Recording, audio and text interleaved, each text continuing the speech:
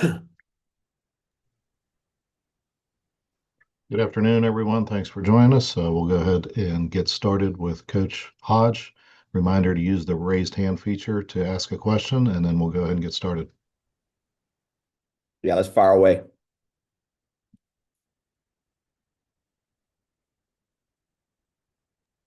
We'll start with Justin.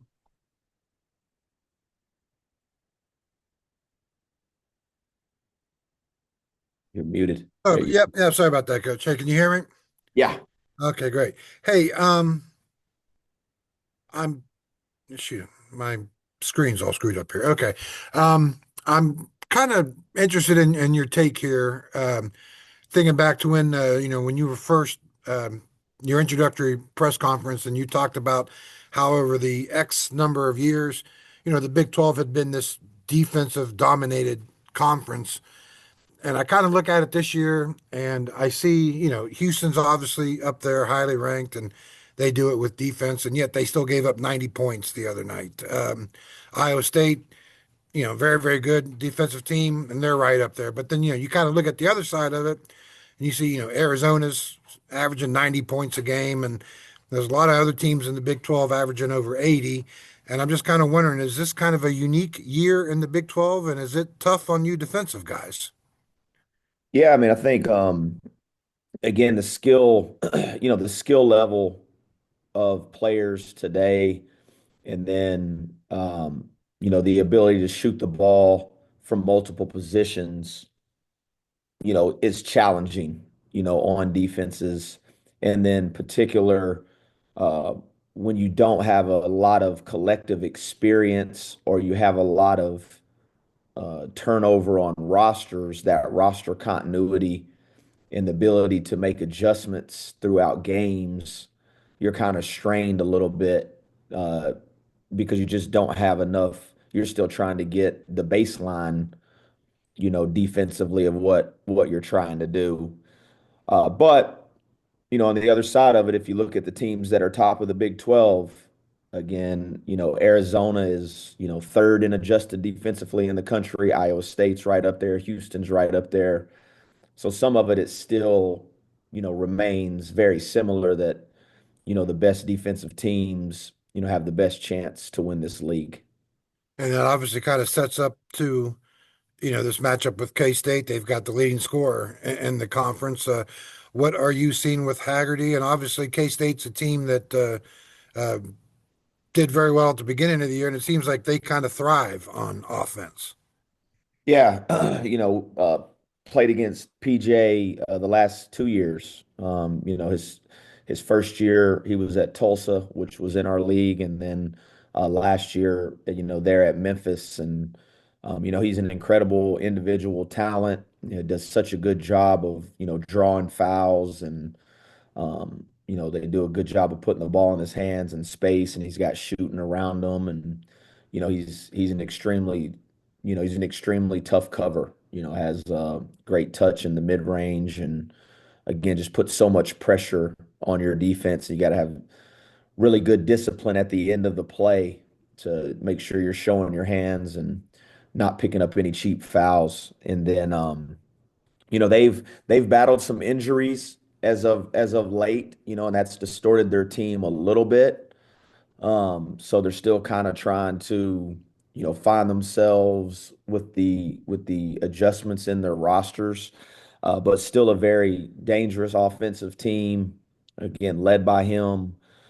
Castillo and Johnson are both capable of making shots. You saw what Kostick did in that Kansas game. He made four threes. So, they have good space around them. They can make shots, and then they have, kind of the ultimate, leverage piece in Haggerty that makes it difficult to defend.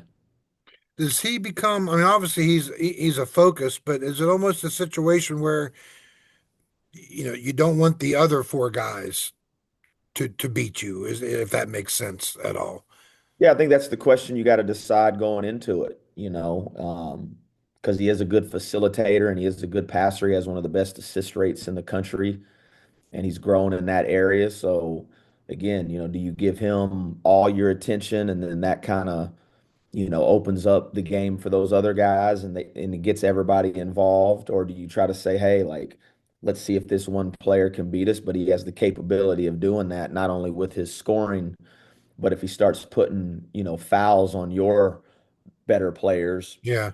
gets them in the bonus, now they're living at the line and you're taking the ball out of the net. So, like most really great players, they put you in better or worse, as far as like your game planning against them. There's not really like just one simple answer. Great players don't allow for simple answers. They're complex. Thank you, Coach. Quinn. Hey coach, so you got a two-game stretch here where you have an opportunity to go 6-3 in conference play, and those three losses are to top 10 teams in the country. Has there been kind of a message to these guys that, you are still very much in a postseason conversation, and, what are you guys doing to kind of make sure that that effort is there every single night? Yeah, not necessarily as it pertains to any sort of like postseason ramifications or, big picture stuff. My opinion on that kind of stuff is if you're taking care of the now and what's right in front of you, those things tend to take care of themselves. If you get too locked into trying to script, well, if this happens, then this can happen, and you just don't know what's going to happen. So haven't even thought about both home games, really just have thought about, Kansas State got back late Saturday night, got together tomorrow. You kind of put that road trip to bed and you're really just trying to figure out how you can beat Kansas State tomorrow, and that's kind of what the conversation is. We have a mature group, they're experienced. They've played a lot of college basketball. I've mentioned that. So, you don't have to remind them very often, kind of what means or doesn't mean or the opportunities. Like I think they're aware of those things, and we got a great opportunity at home tomorrow, and you gotta protect your home floor. Kevin. Coach, first of all, real quick, any problems travel-wise getting back? No, no, we were fortunate. The noon tip mountain time certainly helped us. We had a little delay waiting on our plane, but nothing crazy. We were able to get home. Landed in Clarksburg around 11:15 Saturday night, and so we were very fortunate in that regard. And second, looking at your rotation past few games and since the start of the year, looks like it's kind of narrowing down a little bit to eight. I know you said previously you're not necessarily married to a number, but that it can be tough to get 10 or so. Is this more a function of, the players that are getting the more minutes now are just more comfortable further along that progression process you talked about, or matchups, some of that coming into play? Combination of both. Combination of both. Matchups certainly dictate some of who you play and when you play them, and then you know, even in the pockets of these games, you're kind of trying to find some different combinations that give you your best chance to win that night. But I thought Morris played well in the Arizona game the other day. He's been having some good practices, so to go through the gauntlet of this league and the travel and the quick turnarounds, and like you're gonna need everybody. But those eight that have kind of played the last few games, I think they've done a good job, and there's some continuity and there's some comfort amongst those. But the other guys got to be ready to contribute at a moment's notice as well, and we feel confident in those guys too. In this era of transfers, obviously tougher to get that message across to the number nine, number 10, guy that, hey, your chance may be there. I wouldn't say tougher. I think you just you got to communicate it. And again, I mean, I think when you have a mature group and mature people, and it doesn't. Again, it's not hard for them to know that all it takes is someone spraining an ankle or really bad foul trouble or any of the things that they've all experienced, in college basketball that's all it takes, is something that quick, and then you're right in the middle of it. And if you allow your mind to drift to a place of where I'm not going to play, or I'm not going to stay emotionally and mentally connected to what's going on, then when you do get a chance to hop out there, then you're not going to be ready for that moment. So I think it's just having, honest conversations with them and explaining like, hey, like you got to stay ready to go because you just never know. And that's kind of the message. John. You mentioned their injuries, and I think they had 10 guys available for the Kansas game, and a couple bigs have been out the last couple games, and then I think Bashir, their wing.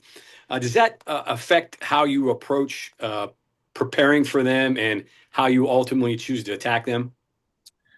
Um, yes and no. I mean, like, for instance, like, Abdi, he's out for the year. So, he won't be back. McGriff, I think he's kind of day to day. He's one that you won't really know probably until you show up to play that night. But, trying to get focused in on their personnel, and Coach Tang does a great job of giving all those guys confidence. So if they're on the floor playing, they're going to be playing with a certain level of confidence. And Mm-hmm. when sometimes it works the other way, when you do have a little bit of an injuries, it kind of forces you to condense rosters, and guys aren't looking over their shoulders, and they're playing with a level of freedom that maybe they weren't playing with when they had substitution patterns. And all those guys have proven at times throughout this year that they can score. Castillo, Nate Johnson, like I said, Kostick comes in off the bench, makes 4 threes against Kansas the other night. So they can put a lot of pressure on you in a lot of different ways. One more here on Haggerty. What makes him so special, and why does he score so well? Yeah, he's a natural scorer. I mean, he has great touch in and around the paint. He has great balance. He's got a tight handle. He has that feel to use your body against you and get you in bad positions, and forces the foul, forces the officials to give him the whistle. And he just if you, again he's got a great sense, and if he feels your hands anywhere close outside of being up and showing them, then he has a great knack for drawing the foul. And he's fast, he's quick, he's in good shape. So he just puts a lot of pressure on you. Mike A. Hey, Coach. So you did pick up a one road win at this point, which is a big deal no matter who you're facing. But for the most part, the big wins have been at home, and the road game results have kind of been rough in terms of the final score, at least. How would you evaluate your team's performance on the road? Or is it that you faced, the top teams in the country on the road for the most part, and that's why the score differential is the way it is? What would you tell the fans that are concerned about the road games? Is it just the schedule's been brutal early on, or is there more you guys could be doing as a team? How would you evaluate the performance as a I coach? think I think it's a combination of both. In particular, our true road games. We've played 4 true Right. road games. Obviously, had kind of like the road neutral in against Ohio State. You had the neutral against Clemson, who's a top 25 team. I thought we played well in both those games. The Clemson game, the Ohio State game, didn't do enough to finish the games and win those, but certainly gave yourself a chance against NCAA tournament caliber teams. When we've gotten into league, to your point, you have played 3 of the best, 10 teams in the country on their home floor. I think Iowa State's lost 2 home games in the last 3 years. Houston's lost 1. Arizona's lost a couple. And the reality is your margin for error in those games is so thin that you have to play really, really good basketball for an entire 40 minutes. And we haven't done that against those teams. Um, some of it is them. Like I've mentioned that before. Coach Stacy would say sometimes the problem isn't you. Sometimes the problem is who you got to play and where you got to play them. Now, with that being said, there's still parts of those games that you look at, and regardless of who you were playing, you can do those things better. You know, uh, whether you're playing in Arizona or a Mount St. Mary's, there's certain aspects that you can control that you have to do. And that's where we look at those specific things and be like, it doesn't matter if it's co-repeat, like we didn't do what we were supposed to do in this situation. And you got to get really, again, if you're going to go and upset those type of teams, you're going to have to get some special performances from multiple people. And we haven't had that. And again, that's where I've got to do a better job of trying to figure out like how I can help us in those environments, do a better job of at least keeping the game intact, where maybe you can put some game pressure on those teams, and then you allow for an honor or a Trey to get hot or a Belo, but we just haven't been able to keep those games intact. We've had little stretches in those games where you're like, all right, like, the other day I thought we didn't get off to a great start, but you stem the tide and it's a couple possession games. It's like 25-17, 4 or 5 minutes to go in the first half, but you don't close well against those type of teams, against the best team, the number one team in the country, you're going to dig yourself a hole. So, um, some of it is like, what can you take from those games and that are just ironclad, man? Like, we have to do this better, no matter who it is. Some of it is you play great defense, and Emmanuel Sharp hits a step back 25 footer, and you kind of tip his hat and say, hey, man, that was a hell of a shot by a hell of a player. So, I think you got to be, again, in this league, whether you have a big win or you have a disappointing loss, you better be able to digest it, process it, and move on to the next one pretty quick. And I think our team's done a good job of that to this point. And that's where you can't get too concerned with what happened on Saturday. Now, at this point, that's over, and you better be ready to play, Kansas State with one of the best players in the country coming into your building. That's kind of what your focus has to be. Yeah, and just quickly to slide another one in, I know you kind of answered this a little bit earlier with the big picture in the postseason, but is there any sense that you can almost use what's been out there, the projections? Lenardi did put you in the group to be considered, despite having a record that you wouldn't really want and having some rough losses. Is that almost in your eyes, almost a positive that you can tell the team that, hey, if we stack some wins and win some games we're supposed to, he's telling us that we're actually maybe going to get in, even though maybe the people are saying otherwise around the country. Like we have a chance here. Yeah, I mean, the reality is you're playing in Or the you just best. not look at that at all. Well, Like, is well, it not relevant to really, you? like because the reality is, um, when you play in the Big 12, you're always going to have those opportunities. I mean, Yeah. everyone Okay. still has an opportunity, honestly. Yeah. Even the teams that you maybe look at like from a record standpoint, you're like, oh, like you win 8 in a row, 7 in a row in the Big 12, you're gonna be on the bubble or on the right side of the bubble, and Okay. and that's the reality. I mean, our metrics are not terrible. You know what I mean? From like a Ken Palm standpoint, your net, you're gonna have multiple opportunities from quad one, quad. Like you're gonna have the opportunities are there. Now we have discussed that as a group, not in particular to like what you were saying specifically, this person or that person. Okay. I've Yeah. just mentioned in the past, like, thank God that this isn't football. If this was football, you probably don't even have a chance to compete for a national championship anymore, if you're just being Right. honest.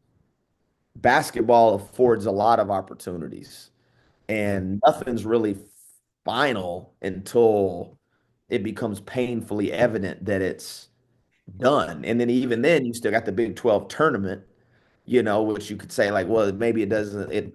but you still have that opportunity. So we know we have a lot of opportunity ahead of us. Again, we have a mature team. Um, there's a lot of chances, but you've gotta take care of what's right in front of you. And the reality is, you got to put everything you can into beating Kansas State tomorrow. If you beat them, or if it goes the other way, like even then, nothing's Right. established one way or the other. So you really are just trying to lock into what's in front of you. Don't get too outside of trying to project what could happen down the road or what this means because you don't know. None of us do, those things, and just try to stay locked into making sure we're ready to play tomorrow. That's the biggest message to the team. Okay, thanks. And I also apologize for my daughter screaming in the background if you heard that, but It's all thanks. good, man. It's all good. Thank We've you. all been there.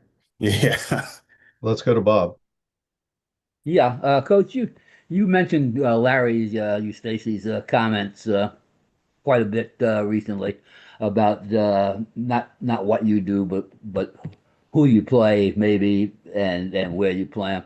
Uh, is it fair to say that you haven't arrived as a team until you get to be that team, the who, and what what are you lacking, and how long will it take to get there? Yeah, that's a good question. I think we have one of the toughest places to play in the country, traditionally and historically. Hope Coliseum is a tough place to play. We've talked about that. We've mentioned that. As far as being a like legitimate national championship contender, I think there's a lot of layers that factor into that. Experience being big and collective experience. Again, you look at a Lipsy, for instance, or a Bradley for Arizona. We've talked about Houston's retention and experience. Some of it is you've got to have that collective experience as a group to to go through the challenges of this league. And then um you've got to get some really, really good individual players and that can function within the group of a team. And um again, when you have, great players with experience, that makes for hard teams to play against. How much different is it now with money involved as far as recruiting players? Uh, I mean, you can say all you want about the tough place to play or a great city to live in, or I'm a nice guy as a coach, but in the end, do you have to have the wallet? Yeah, of course. Of course. That's certainly part of it. Not to say that you can't um, go twofold. I mean, I think there's some very, expensive rosters out there that maybe haven't came together, and there's some rosters that maybe don't cost as much as other ones that are performing very well. But this is the time period that we're in.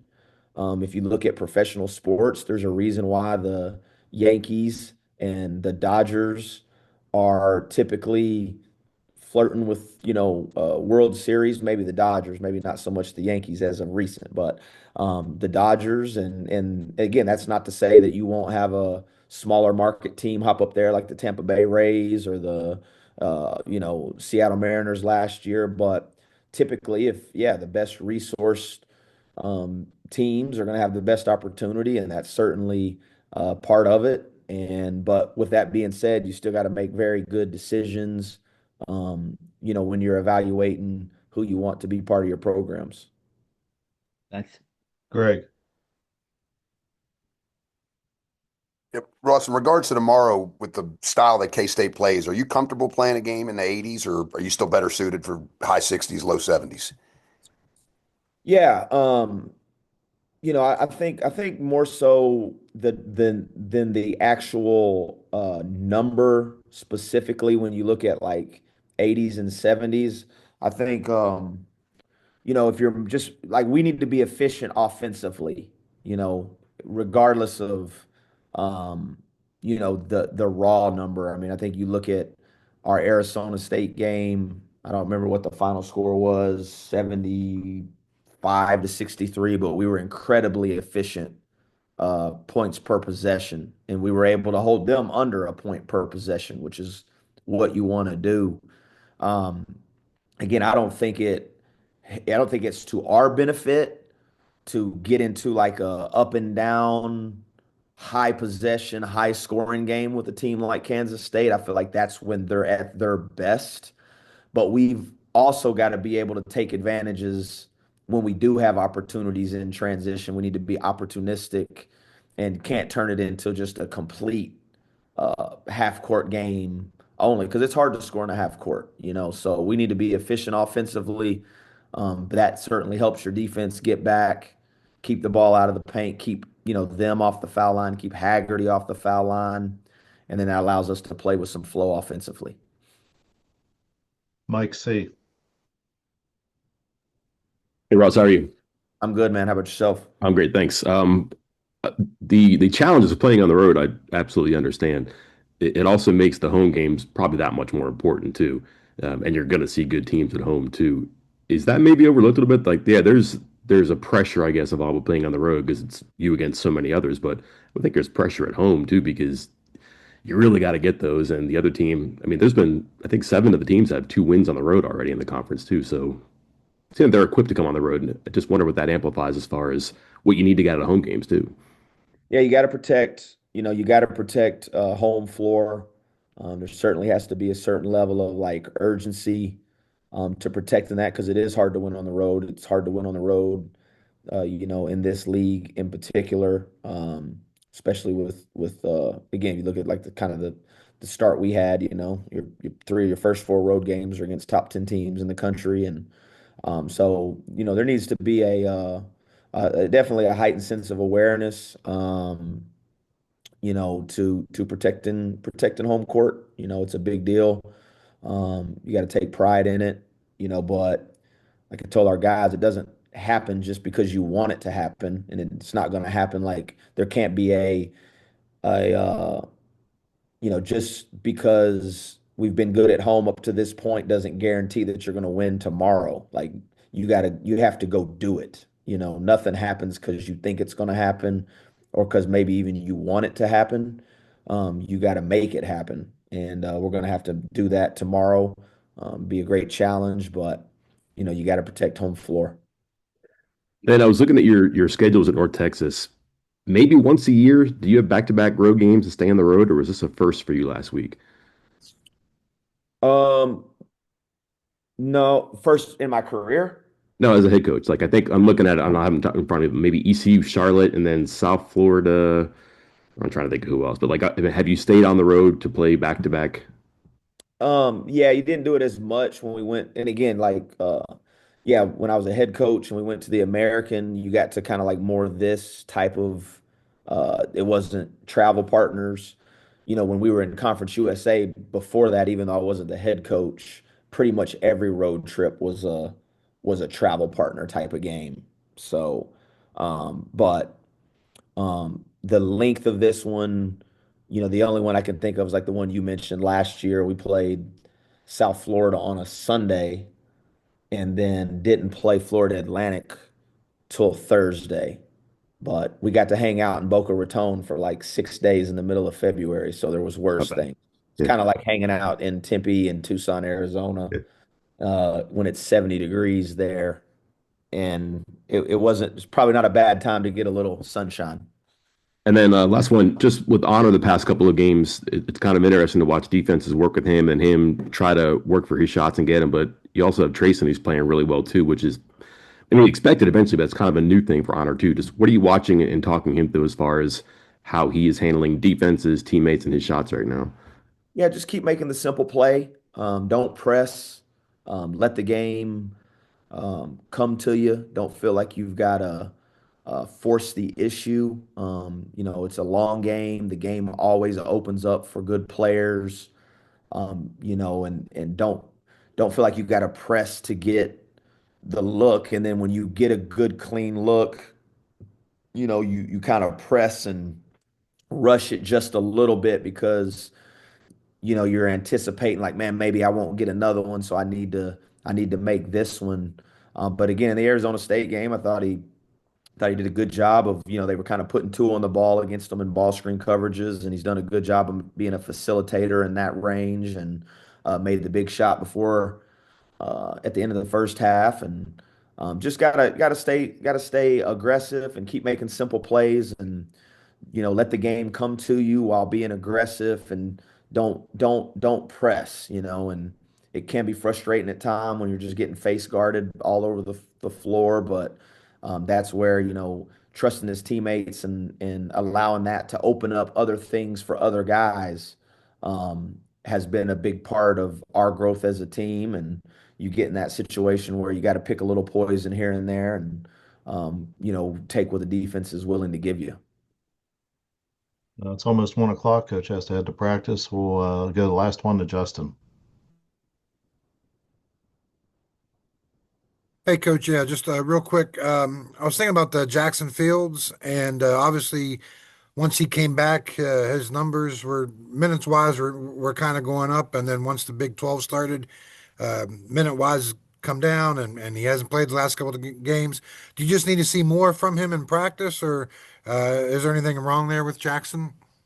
No, there's nothing, no setbacks or nothing wrong with them per se. I mean, I think it's been a combination of, Harlan has played really well, in Big 12 play, and obviously Lorient has been good in certain situations, and because of who we've played, we've kind of decided to play Chance at the four at times a little more, and he kind of came back and give you that big thrust early, but he missed a lot of time, or he missed a lot of time, and he still is trying to get all the way back from the surgery that he Right. had. So some of it is just trying to continue to get his grip strength back, and his arm, and there was no restrictions from a basketball standpoint, but he was still dealing with some limitations in the weight room, with what all he can do in there. So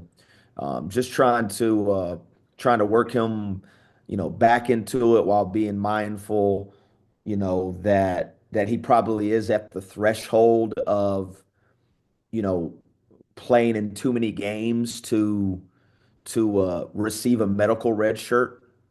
We haven't made any decisions on that. There's no finalities, but there is an awareness that, if he plays in a few more games, then that option is completely off the table. I gotcha. And so, we are being conscious with that decision, right now. Because if he was to play in a couple more games, then that probably go, like I said, that's out of the window. And so just trying to see, where his minutes could come, where he can help us. Can he get 100% comfortable? And if not, if it's 2 or 3 minutes a night, is that worth, him burning a year of eligibility? Sure. And so that's kind of where we're weighing everything with him right now. Thank you, Coach. Yes, sir. Okay, Coach, this will wrap it up. Thank you, everyone. Thanks, Coach. Thank y'all.